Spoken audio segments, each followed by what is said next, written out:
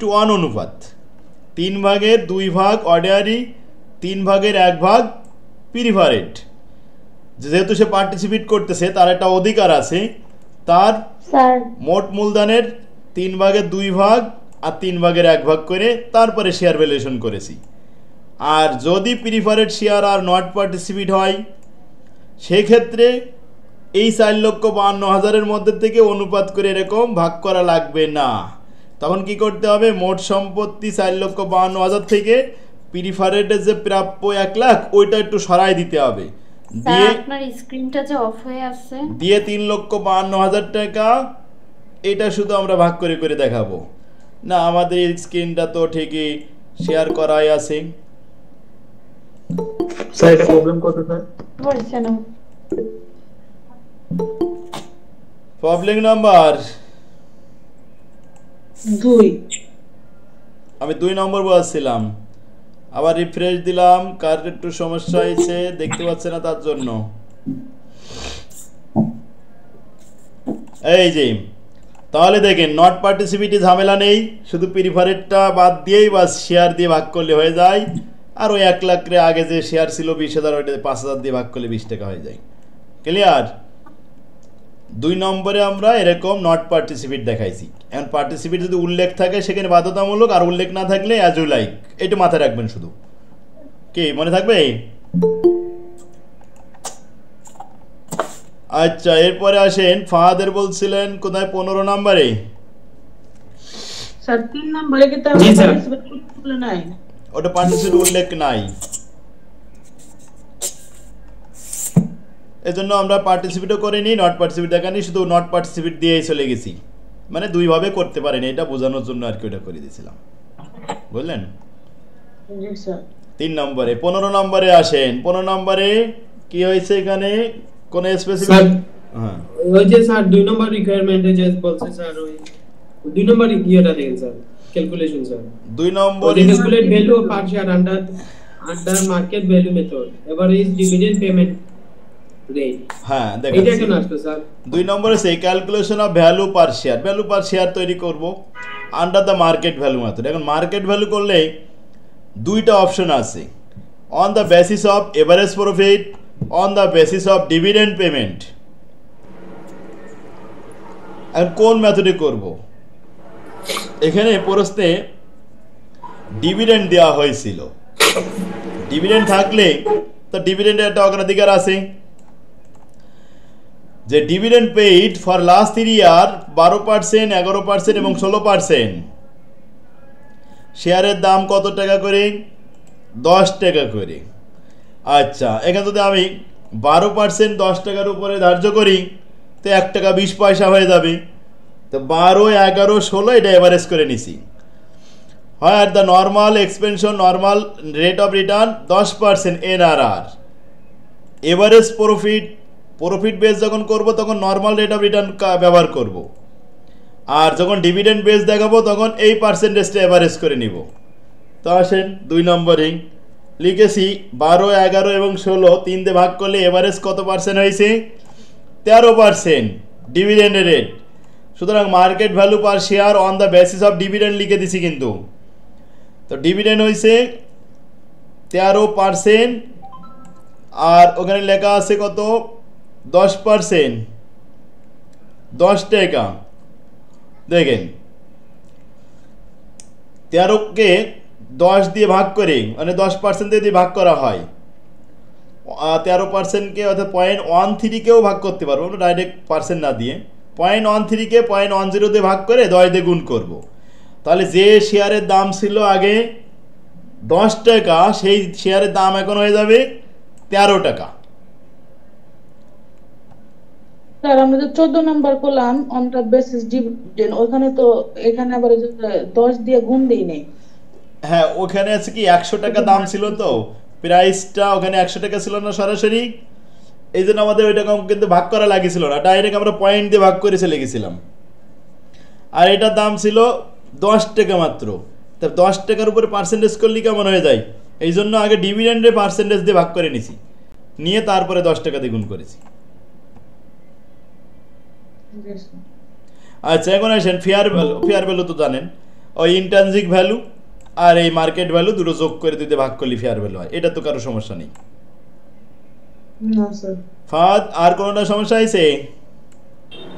না স্যার, এটা যদি স্যার ডিভিডেন্ড না দিয়ে যদি আপনার মার্কেট প্রাইসের ওই যে কয়েকটা ওইটা দিলে স্যার এভারেজ বের করতাম না স্যার। হ্যাঁ, এটা যদি এভারেজ প্রফিট থাকতো, এই অঙ্কটাই এভারেজ প্রফিট আসলে দিছিল না, মানে প্রফিট দেয়নি, না দিয়ে দেয় আর কি ডিভিডেন্ড দিয়ে দিয়েছে।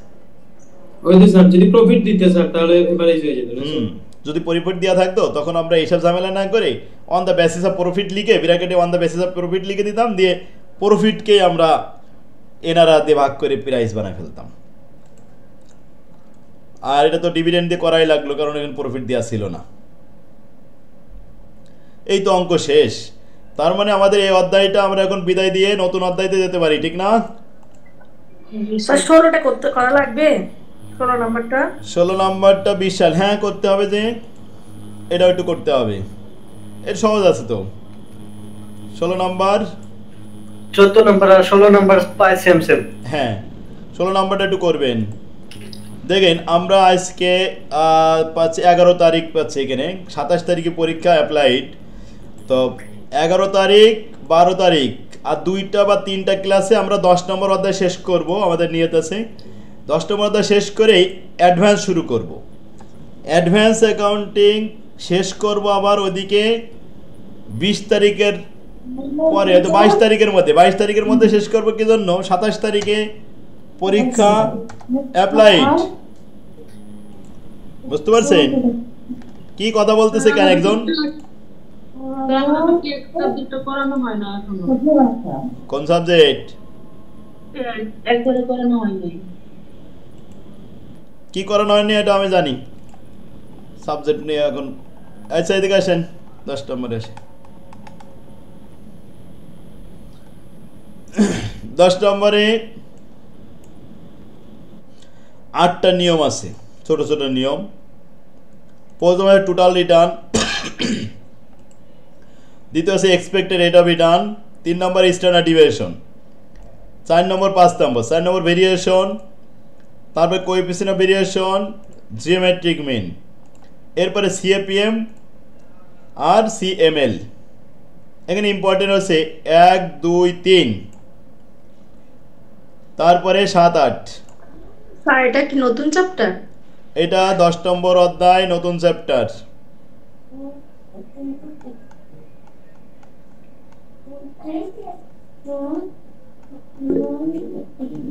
স্যার 4-5 করা লাগবে না স্যার।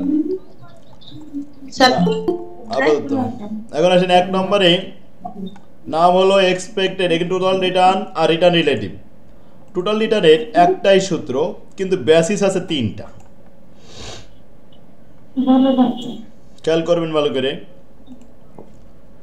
টোটাল রিটার্নের সূত্র হলো interest plus P1 minus P0 divide by P0 into 100। 2 নম্বরে লিখেছি 2 নম্বর বেসিসে dividend plus P1 minus P0 divide by P0 into 100। 3 নম্বরে দেখেন C plus P1 minus P0 divide by P0 into 100। P তে প্রাইস, P0 মানে বিগিনিং প্রাইস, P1 মানে ending price. আচ্ছা সবগুলোর ভিতরে P1 P0 আছে, কিন্তু একটা লিখেছি আই তে ইন্টারেস্ট, আরেকটা লিখেছি ডি তে ডিভিডেন্ড, আরেকটা লিখেছি সি তে ক্যাশ। কখন ইন্টারেস্ট হয়, কখন ক্যাশ হয়, কখন ডিভিডেন্ড হয়, এটা নিয়ে আমরা 3টে বেসিস আলোচনা করব। যখন প্রস্থে বন্ড লেখা থাকবে তখন ইন্টারেস্ট হবে, যখন প্রস্থে স্টক লেখা থাকবে, শেয়ার লেখা থাকবে, তখন ডিভিডেন্ড হবে, যখন প্রস্থে ওয়ারেন্টি লেখা থাকবে তখন ক্যাশ হবে। সূত্র কিন্তু একটাই, শুধু ইন্টারেস্ট, ডিভিডেন্ড আর ক্যাশ কোন সময় লিখতে হবে তাই বলে দিলাম। এই হলো টোটাল রিটার্নের সূত্র। এর আরেকটা নাম হলো হোল্ডিং পিরিয়ড ইল্ড। আরেকটা প্রশ্ন হয় এই ফরম্যাট থেকে, সেটা হলো রিটার্ন রিলেটিভ। রিটার্ন রিলেটিভের আরেকটা নাম আছে হোল্ডিং পিরিয়ড রিটার্ন। সূত্র দেখেন, ওই যে ইন্টারেস্ট, এই যে ডিভিডেন্ড, এই ক্যাশ, এই কথাগুলো থাকবে। Interest plus P1 divide by P0, dividend plus P1 by P0, cash plus P1 by P0। এ হলো রিটার্ন রিলেটিভের সূত্র। এই সূত্রে অঙ্ক করবো, এখন ইজি হয়ে যাবে, সবাই খেয়াল করেন। Determine the total return. And return relative. তার মানে দুইটা প্রস্থ চাওয়া হয়েছে, একটা হলো রিটার্ন রিলেটিভ, একটা হলো total return. If A bond, if A stock, if A warranty from the following information. প্রথম বন্ড দিয়ে আমরা একটা অঙ্ক করব, বন্ড বললে ইন্টারেস্ট আসবে। দ্বিতীয়ত স্টক দিয়ে একটা অঙ্ক করব, স্টক বললে ডিভিডেন্ড লাগবে। আর তারপর 3 নম্বরে ওয়ারেন্টি দিয়ে অঙ্ক করব, সেখানে ক্যাশ প্রয়োজন হবে। সিতে ক্যাশ দেওয়া আছে, যা যা প্রয়োজন সব দেওয়া থাকবে। উই নো দ্যাট, আমরা জানি টোটাল রিটার্নের সূত্র, যেহেতু বন্ড প্রথমটা তাই ইন্টারেস্ট প্লাস ব্র্যাকেটের মধ্যে P1 - P0 divide by P0 into 100। এবার আসেন প্রশ্নের ভিতরে বলছে কুপন রেট, সুদের হার 11%, ফেস ভ্যালু 1000 টাকা। 1000 টাকার উপরে 11% গুণ করতে হবে, 110 টাকা হবে ইন্টারেস্টের পরিমাণ। পারচেস প্রাইস, এটাকে বলা হয় beginning price P0। Sell price, এটাকে বলা হয় এন্ডিং প্রাইস, এটা P1। এরপরে টাইম পিরিয়ড 1 বছর, 2 বছর, 5 বছর, 7 বছর, কোনো কাজে লাগবে না। হেয়ারে লিখেছি face value, interest amount P1 P0।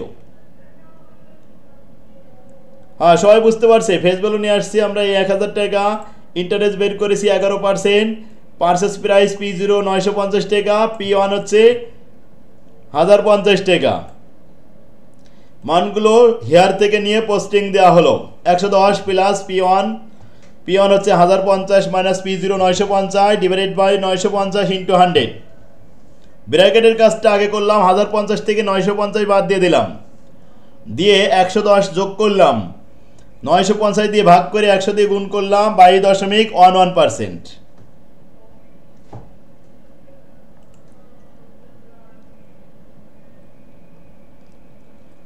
Calculation of return relative সূত্র হলো interest plus P1 by P0। Interest amount 110 টাকা, P1 হচ্ছে 1050 ডিভাইড বাই P0 950, এতে 1.221 answer.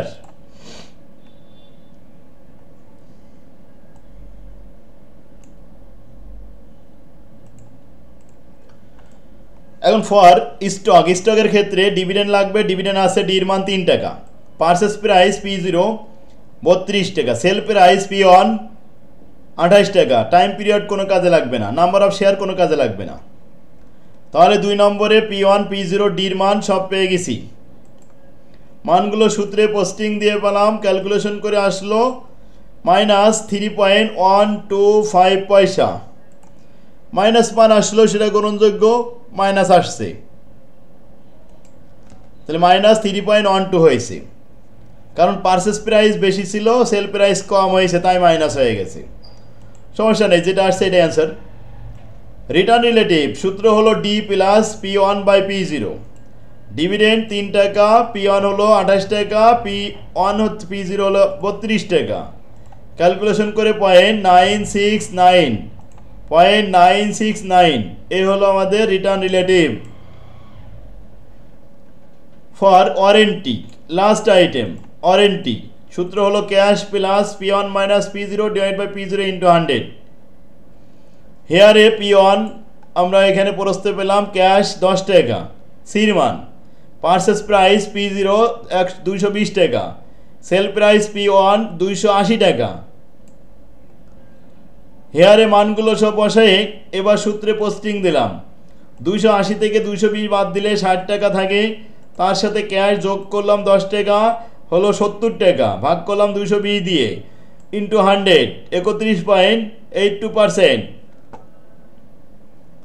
Next return relative, cash plus P1 by P0। P1 cash হচ্ছে 10 টাকা, P1 হলো 280, নিচেই 220, 290কে 220 দিয়ে ভাগ করলে 1.32, অ্যান্সার শেষ।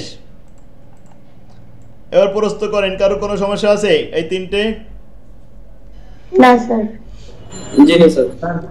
ইয়ারের ক্ষেত্রে পিরিয়ড 1 যেটা মানে যদি 2 বছর থাকতো তাহলে কি পিরিয়ড 2 লিখতাম? না, পিরিয়ড 1 2 কোনো কাজে লাগবে না বলেছি। সূত্রের মধ্যে আমাদের পিরিয়ড 1 2 কোনো কাজে লাগবে না। এতে টাইম পিরিয়ড 1 বছর, 2 বছর, 5 বছর, 7 বছর, 10 বছর যা থেকে থাক, এটা কোনো কাজের না। আমাদের লাগবে মাত্র 3টা আইটেম। একটা মনে করেন ডিভিডেন্ড, একটা P1, একটা P0, একটা ইন্টারেস্ট, একটা P1, একটা P0, একটা ক্যাশ P1 P0, এছাড়া এর বাইরে কিছু লাগবে না। স্যার রিটার্ন রিলেটিভ একশো দিয়ে গুণ দিতে হবে না স্যার? হ্যাঁ, রিটার্ন রিলেটিভের ক্ষেত্রে 100 দিয়ে গুণ করা লাগে না, আর টোটাল রিটার্নের ক্ষেত্রে 100 দিয়ে গুণ করতে হয়। জি, আর স্টকার পার্টির ওয়ারেন্টিতে কি ফেস ভ্যালু আসবে না? ওটার ফেস ভ্যালু লাগে না, কারণ ওটা শুধু P0 পারচেজ প্রাইস আর সেল প্রাইস লাগে। আর বন্ডের ফেস ভ্যালু লাগে ওই ইন্টারেস্ট বের করার জন্য। আসসালামু আলাইকুম স্যার, ওয়ালাইকুম আমি আসসালাম। আসলে বুঝতে আমার বইয়ের সাথে স্যার মিলাইতে পারতেছি না স্যার, এটা কত নাম্বার পেজ? আচ্ছা, পেজ নাম্বার 233 পৃষ্ঠা। 233 পেজ। আচ্ছা স্যার, সবসময় কি মানে তিনটা আইটেমই সবসময় করতে হবে? না, আইটেম তিনটা এরকম না, মানে আপনারা বলবে টোটাল রিটার্ন আর রিটার্ন রিলেটিভ, এই দুটো আছে প্রশ্ন। এখন কোন বেসিস থেকে আসলো, আপনার কি বন্ডের থেকে আসলো না স্টক থেকে আসলো না ওয়ারেন্টি থেকে আসলো, প্রশ্ন পড়ে বুঝবেন। এখানে কি স্যার বড় আছে না তিনটাই? হ্যাঁ, একসাথে আমি তিনটা দেখা দিছি, অনেক সময় তো দুটো আসতে পারে, একটাও আসতে পারে, ঠিক না? স্যার এটা তো 4 মার্কের অঙ্কের জন্য আসবে না হ্যাঁ, স্যার? এবার আসেন 2 number, expected rate of return. Expected মানে কি? প্রত্যাশিত আয়ের হার, গড় আয়ের হার। আচ্ছা, গড় কাকে বলা হয়? রাশিগুলো যোগফলকে রাশির সংখ্যা দ্বারা ভাগ করলে যে ফলাফল আসে তাকে গড় বলা হয়।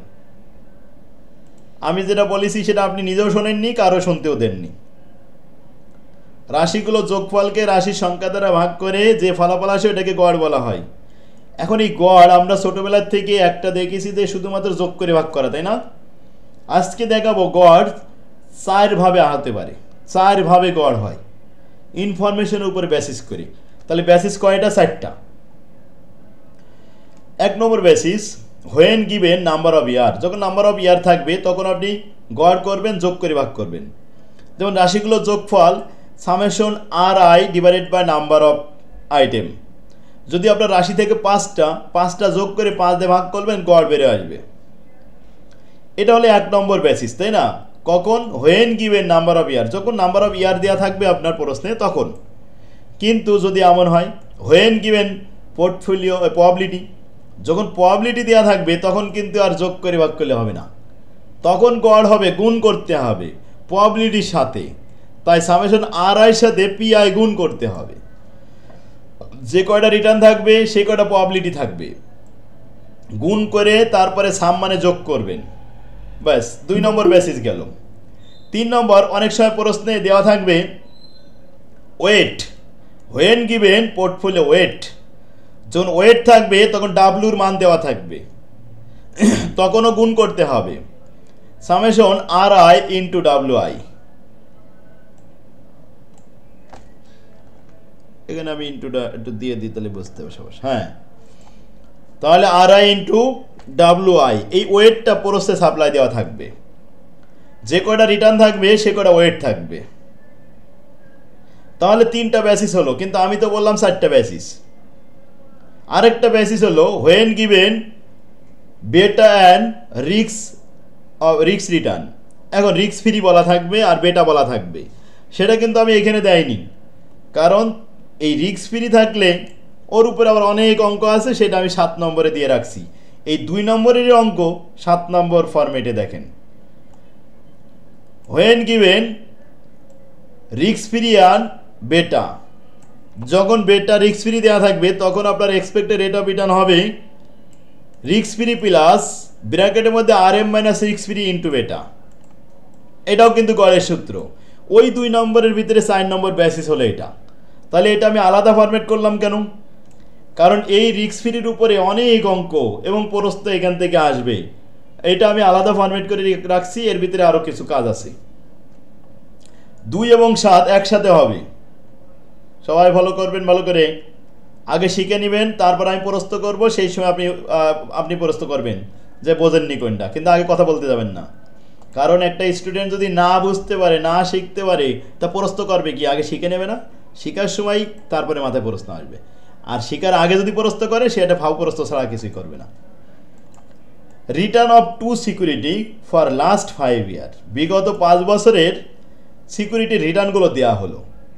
যেমন 8%, 3%, 16%, -2% এবং 10%।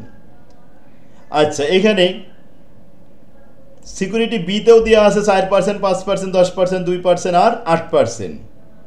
5টা করে মান দেওয়া আছে। রিকোয়ারমেন্ট চাচ্ছে expected rate of return. Expected rate of return গড় মান বের করতে হবে। এই গড়ের সূত্র আমি 4 ভাবে দেখলাম। যদি প্রবাবিলিটি দেওয়া থাকে তাহলে গুণ করতে হয়, যদি ওয়েট দেওয়া থাকে তাহলে গুণ করতে হয়, কিন্তু এখানে ওয়েট নেই, প্রবাবিলিটিও নেই। যদি রিস্ক ফ্রি থাকে তাহলে রিস্ক ফ্রি সূত্র ব্যবহার করতে হয়, সেটাও নেই। তাহলে আছে কি number of year, when given number of year. 1 নম্বর বেসিসটাই দেওয়া আছে যে নাম্বার অফ ইয়ার থাকলে যোগ করে ভাগ করতে হয়। তাই লিখলাম এখানে expected rate of return summation R I by N. এখন সামেশন আর আই, এই আয়ের মানগুলো সব যোগ করেন। 5টা মানের ভিতরে একটা মাইনাস আছে, তো লিখলাম রিটার্ন 1 2 3 4 5। 5টা মানগুলো বসাচ্ছি। কে যেন জয়েন হতে চাইছিল। মানগুলো হচ্ছে 8% যোগ 3% যোগ 16% মাইনাস 2% প্লাস 10%। 4টা যোগ করে একটা বিয়োগ করবেন, আর তারপরে 5 দিয়ে ভাগ করবেন। 35কে 5 দিয়ে ভাগ করলে 5 7 35, বাস 7 হলো অ্যান্সার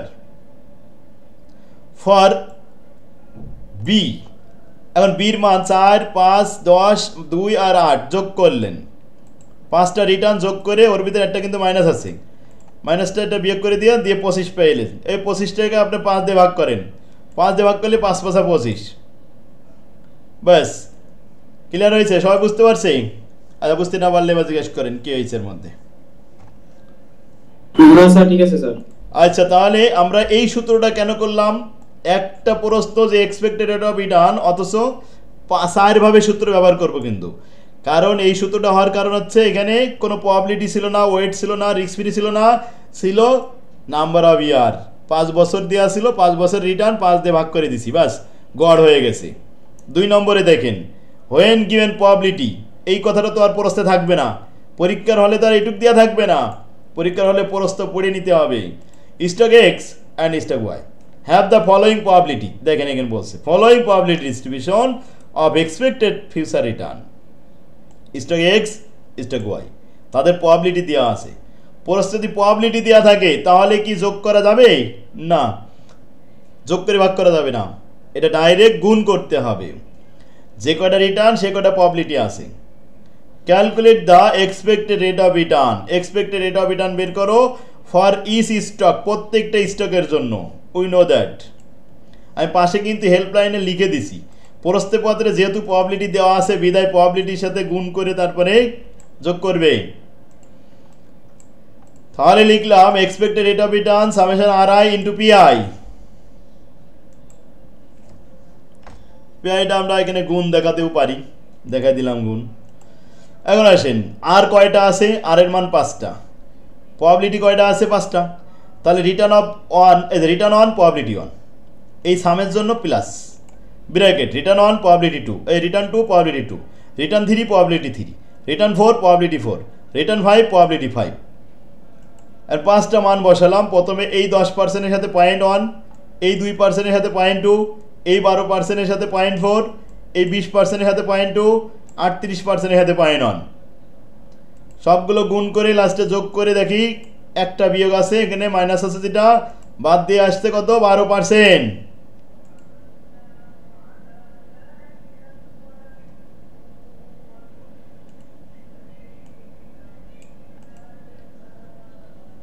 সবাই বুঝতে পারছে? এবার দ্বিতীয়টা দেখেন, -35, 0, 20, 25, 45। তাহলে -35-এর সাথে 0.1, তারপর এটা হলো 0%-এর সাথে 0.2, 20%-এর সাথে 0.4, 25%-এর সাথে 0.2, 45-এর সাথে 0.1। সব গুণ করে ক্যালকুলেশন করে একসাথে করলাম, এটা কত আসলো? 14%।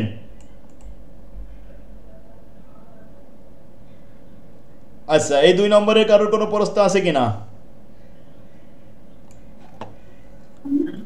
স্যার পার্সেন্টেজ সহ গুণ করতে হবে নাকি পার্সেন্টেজ বাদ দিয়ে গুণ করলে হবে? গুণ করার সময় পার্সেন্টেজটা বাদ দিয়ে রাখতে হয়। যখন 10-এর সাথে 0.1 গুণ করে 1 হয়, তার সাথে পার্সেন্টেজটা কমান থাকবে। 3 নম্বরে আসেন, for security have the following expected return. 4টা সিকিউরিটি ছিল, 4 জায়গা থেকে আয় আসছে। এ সিকিউরিটির আয় 12%, বি সিকিউরিটির আয়ের গড় 20%, আর সি সিকিউরিটির আয়ের গড় 15%, ডি সিকিউরিটির আয়ের গড় 10%, 60টা সিকিউরিটি। দেখেন যদি আমাদের টাকা এক জায়গায় বিনিয়োগ না করে ভিন্ন ভিন্ন জায়গায় বিনিয়োগ করি, সেই বিনিয়োগকে বলা হয় পোর্টফোলিও বিনিয়োগ। এই পোর্টফোলিও বিনিয়োগকে আমরা পোর্টফোলিও গড় দেখাবো এখন।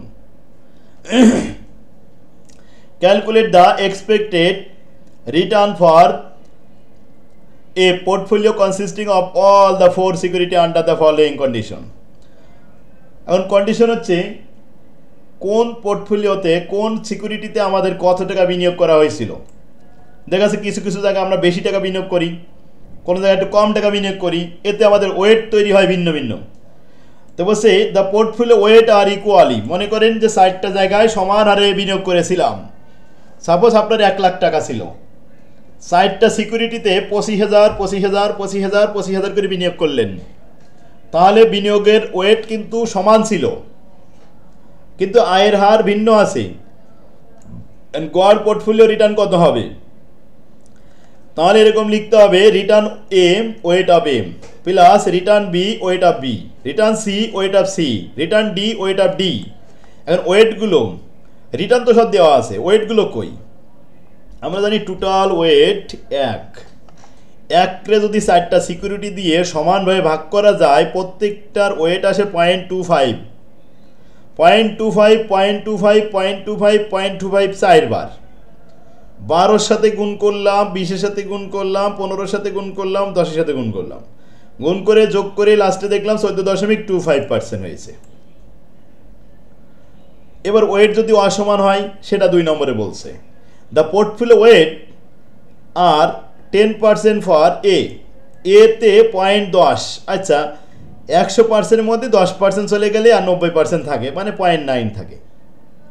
উইথ দ্য রিমাইন্ডার, অবশিষ্ট 90% ইকুয়ালি সমানভাবে ডিভাইডেড ভাগ করবে এবং দ্য আদার 3 স্টক। 90%কে যদি আমি 3টা স্টক দিয়ে ভাগ করি তাহলে প্রত্যেক ভাগে আসে 0.30। দেখেন লিখেছি 0.30। তাহলে এই return of A weight of A, return of B weight of B, return of C weight of C, return of D weight of D. প্রথমটা রিটার্ন অফ এ 12%-এর সাথে 0.10, রিটার্ন অফ বির সাথে 0.3, রিটার্ন অফ সির সাথে 0.3 আর return of ডির সাথে 0.3। সবগুলো 0.3, একটা 0.10, 0.10 ছিল। যাক, এখন এইগুলো গুণ করে যোগ করলাম, দেখি 14.70 হয়েছে। আরেকটা ওয়েট দেখাবো। The portfolio weight are 10% in is A and B. A এবং বিতে ওয়েট হবে 0.10 0.10, দুটো মিলে 0.10 0.10 20 চলে গেল, আর থাকলো 0.80 0.80। এটা 2 ভাগে ভাগ হবে, রিমাইন্ডার ইকুয়ালি সমানভাবে in is C and D. তাহলে 0.80 ভাগ হলো 2 ভাগে, 0.4 হয়ে গেল। তো এখানে লিখলাম এই যে 12%-এর সাথে 0.1, 20%-এর সাথে 0.1, আর 15%-এর সাথে 0.4, 10%-এর সাথে 0.4। ক্যালকুলেশন করে ফলাফল আসছে 13.20%।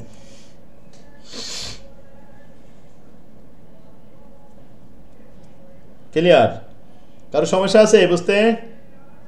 স্যার রিকার্ড 3টা একটু আরেকটু বুঝিয়ে দেন। রিকার্ড 3-তে বলছে যে portfolio weight are 10% in is A and B.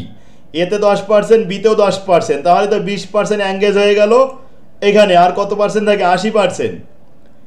তা উইথ দ্য রিমাইন্ডার, অবশিষ্ট 80% ইকুয়ালি সমানভাবে in is C and D. C এবং ডির ভিতরে ভাগ করেন, তাহলে 0.40 হয় না? জি স্যার। 4 নম্বরে আসেন। 4 নম্বর basis when given risk free and beta. দেখেন প্রশ্নে যদি রিস্ক ফ্রি আর বেটা দেওয়া থাকে তাহলে এটাকে বলা হয় CAPM এর সূত্র। At present suppose the risk free rate 12% and the expected return on the market portfolio 16%। RM এর মান 16%, risk free 12%। Find out the expected rate of return for 4 stock. একটা দেখেন 4 স্টকের বেটা 4 রকম। এর বেটা হলো 1.35, বির বেটা হলো 0.85, সির বেটা হলো 1.20, ডির বেটা হলো 1.75। তাহলে বেটা অনেকগুলো, প্রত্যেকটার বেটা আলাদা। আমরা দেখলাম যেহেতু রিস্ক ফ্রি এবং বেটা দেওয়া আছে, সুতরাং এর সূত্র হবে এক্সপেক্টেড রেট অফ রিটার্ন সমান সমান risk free plus RM minus risk free into বেটা। বেটা ব্র্যাকেটের ডাইনে বামে যে কোনো এক জায়গায় আগে পরে দিলে হয়, কোনো সমস্যা নেই। দেখেন এই সূত্রের মধ্যে 4টা অংশ আছে, এক্সপেক্টেড রিটার্ন, রিস্ক ফ্রি, বেটা এবং RM। এর মধ্যে 3টা মান দেওয়া থাকবে, একটা মান থাকবে না। তো রিস্ক ফ্রি আছে 12%, মার্কেট রিটার্ন 16%, আর বেটা ইজ এ স্পেসিফিক, প্রত্যেকটা আলাদা আলাদা দেওয়া আছে। আমাদের এই 4টা পোর্টফোলিও আলাদা আলাদা করতে হবে রিটার্ন। তো লিখলাম for A, for B, for C, for D, একটা যেভাবে লিখবো প্রত্যেকটা একইভাবে লিখবো। আর রিস্ক ফ্রি তো সবার জন্য ওই 12%ই থাকবে। বেটা প্রথমে লিখেছি, তা সবার জন্য আলাদা 1.35, 0.85, 1.20, 1.75, ব্র্যাকেটের মধ্যে market return 16 minus risk free 12, 16 minus 12, 16 minus 12, 16 minus 12, সবার জন্য 16 মাইনাস 12। স্যার 16টা কই পেলাম স্যার? 16 হচ্ছে মার্কেট রিটার্ন, এই যে লাল করে দিলাম, এই যে প্রস্তাবতে মার্কেট রিটার্ন থাকবে, রিস্ক ফ্রি থাকবে, বেটা থাকবে, পাইছেন? জি স্যার। এখন ব্র্যাকেটের ভিতরে কাজটা আগে করবেন। তাহলে এই 16 থেকে 12 বাদ দিলে হয় 4, 4-এর সাথে বেটা 1.35, দ্বিতীয়টা 0.85, তৃতীয়টা 1.20, তারপরেরটা 1.75। এবার গুণের কাজ করবেন, যেমন 4-এর সাথে 1.35 গুণ করলে 5.40, তার সাথে 12 যোগ করলে হবে 17.40। এরপরে দ্বিতীয়টা 4-এর সাথে 0.85 গুণ করলে হবে 3.40, তার সাথে 12 যোগ করলে 15.40। 3 নম্বরটা এই 4-এর সাথে 1.20 গুণ করলে হবে 4.80, এর সাথে 12 যোগ করলে 16.80। লাস্টেরটা 19।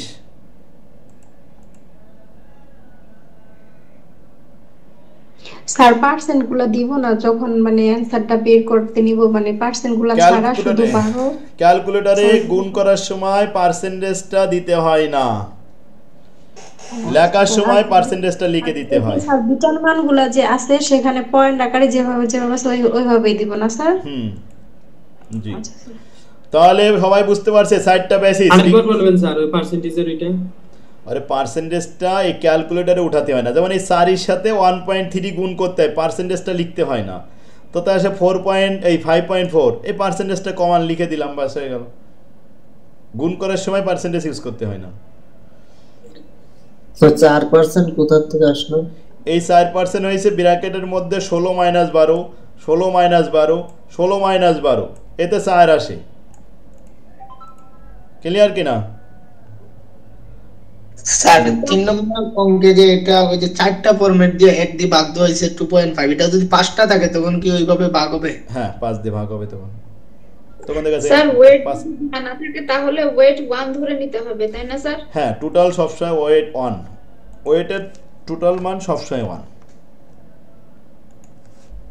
আন থেকে জয়টা থাকবে ওইটা থেকে ভাগ দিতে হবে। 6টা থাকলে 6 দিয়ে ভাগ করবেন। পোর্টফোলিও যদি আপনি এখন শেয়ারের বাজারে এসে 7টা শেয়ার কেনেন, তো 7টা পোর্টফোলিও তখন 7টা হয়ে গেল, 7 দিয়ে ভাগ করলে এভারেজ হয়ে যাবে। তাহলে আজকে 2টা ফরম্যাট থাকলো। এই দেখেন আরেকটা দেওয়া ছিল, from the following security ABC investment 1000, 2000, 3000, 4000, expected return দেওয়া রয়েছে 4টে 4 রকমের, আর বেটা দেওয়া রয়েছে 4টে 4 রকমের। এখন what is the expected return and beta of a portfolio? Expected return দেখাতে হবে। এখন এই যে ইনভেস্টমেন্ট দেওয়া রয়েছে, আপনার বিনিয়োগের কত টাকা জানেন? 4 আর 3 7, 7 আর 2 9, আর 1 10,000। 10,000 টাকা 4টা সিকিউরিটিতে বিনিয়োগ করেছিলাম।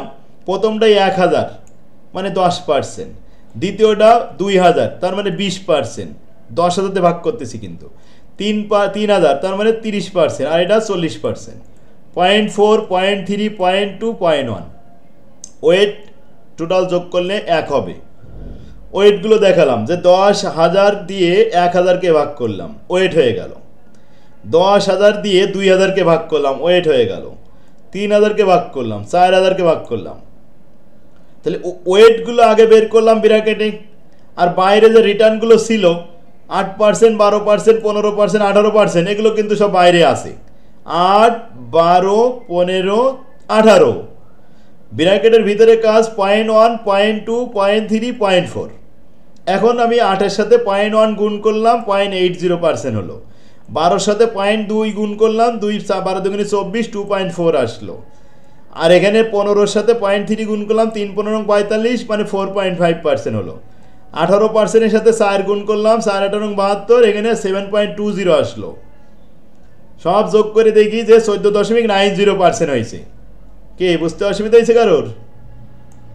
স্যার 10,000 এই 10,000 হচ্ছে এই যে বিনিয়োগ করেছি যে টাকাগুলো, 4,000 আর 3,000, 7,000 আর 2,000, 9,000 আর 1,000, 10,000 মোট বিনিয়োগ। স্যার ওয়েটের সূত্র আসবে কেন এখানে স্যার? হ্যাঁ, ওয়েট হবে এই জন্য যে আমরা যেখানে যতটুকু অনুপাত করেছি, যতটুকু বিনিয়োগ করেছি, ততটুকু অনুপাত হবে। যেখানে বেশি বিনিয়োগ করবো সেখানে অনুপাত বেশি হবে। তার মানে ওয়েটের সূত্রটা আসবে। হ্যাঁ, ওয়েটের সূত্রটা আসবে। জি, এবার আসেন এখানে আবার এর সাথে আবার বলছি কি যে ওয়েটেড পোর্টফোলিও, এই বেটা দেখাতে হবে। বেটা কয়টা? বেটা দেওয়া রয়েছে 4টা। 4টারে ওয়েট অনুযায়ী পোর্টফোলিও বেটা দেখাবো। তাহলে যে বেটা 1, বেটা এ, ওয়েট অফ এ, বেটা বি, ওয়েট অফ বি, বেটা সি, ওয়েট অফ সি, বেটা ডি, ওয়েট অফ ডি। আচ্ছা, বেটা যেগুলো আছে সব লিখে নিলাম। কত? 0.80, 0.95, 1.10, এগুলো সব বেটা লিখলাম। তার সাথে ওয়েট এইখান থেকে সরাসরি লিখে নিয়ে আসতেছি 0.1, 0.2, 0.3, 0.4। এবার গুণ করেন, গুণ করে যা আসছে যোগ করেন, যোগ করে 1.16 পোর্টফোলিও বেটা 1.16 অ্যান্সার হয়েছে। ক্লিয়ার? জি স্যার। অঙ্কটা দুইটাই ক্লিয়ার হয়নি, যে ওয়েটের সূত্রটা কেন হইলো এটাই। ওরে ওয়েটের সূত্র হইছে যে এই যে বিনিয়োগ অনেকগুলো দেয়া থাকে তখন এই ওয়েট হয়ে যায়। এখন কয়টা বিনিয়োগ করেছেন? এখানে 4টে বিনিয়োগ করেছেন। 4টে বিনিয়োগ করলে পোর্টফোলিও বিনিয়োগ হয়ে যায়। স্যার বেটা এর মানটা আবার বুঝিয়ে দিন স্যার। বেটা এর মান তো দেয়া রয়েছে 0.80, এর সাথে গুণ করবেন 0.1। তো 0.80 এর সাথে 0.1 গুণ করলে 0.08 হয়। বেটা এখানে দেওয়া রয়েছে তো ওই প্রশ্নে, এই যে এটা লাল করে দেবো, এই যে নাইলে বলে দেখতে পাচ্ছেন না। হ্যাঁ, বাস ওকে, এটা ইম্পর্টেন্ট অঙ্ক 5 নম্বর। এই 5টা অঙ্ক, এই দুটো ফরম্যাট আজকে থাকলো, আর কালকে দুটো ফরম্যাট করলে আশা করি কালকে সব শেষ হবে। কারণ এই যে আমি লাস্টে যে কথাগুলো বললাম সিএপিএম, এই রিস্ক ফ্রি থাকলে এটা কিন্তু 7 নম্বর ফরম্যাট হয়ে গেছে। তাহলে ফরম্যাট 1, ফরম্যাট 2, ফরম্যাট 7 হয়ে গেছে। আর বাকি আছে কয়টা দেখাচ্ছি। এই 7 নম্বর তো হয়ে গেছে, কিন্তু 7 নম্বরে আবার যে আমি আরও অনেক অঙ্ক করাবো, ওখানে অনেকগুলো গুরুত্বপূর্ণ অঙ্ক রয়েছে। তো এখন আমরা যেটা করলাম 1 আর 2, 7, এরপরে কালকে 3 নম্বর শুরু করব। স্যার 5 নাম্বারটা একটু 5 নম্বর রিকোয়ারমেন্ট দুইটার একটু স্ক্রিনশট দেন তো স্যার, ওই সূত্রটা বইতে উল্টাপাল্টা দেওয়া। স্যার 4, 5, 6 লাগবে না স্যার? এটা থেকে ম্যাথ আসবে না? না, আসে না। এটার কথা বললেন এই 5? না স্যার, ফরম্যাটের 5 নম্বর। স্যার ফরম্যাট 4, 5, 6 এগুলো থেকে ম্যাথ আসবে না? না, আসবে না। আচ্ছা, এদিকে করুন, যেগুলো করালাম এগুলো করে ভালো করে করেন। এই কি যেন স্ক্রিনশট দিতে দিছেন স্যার নিচে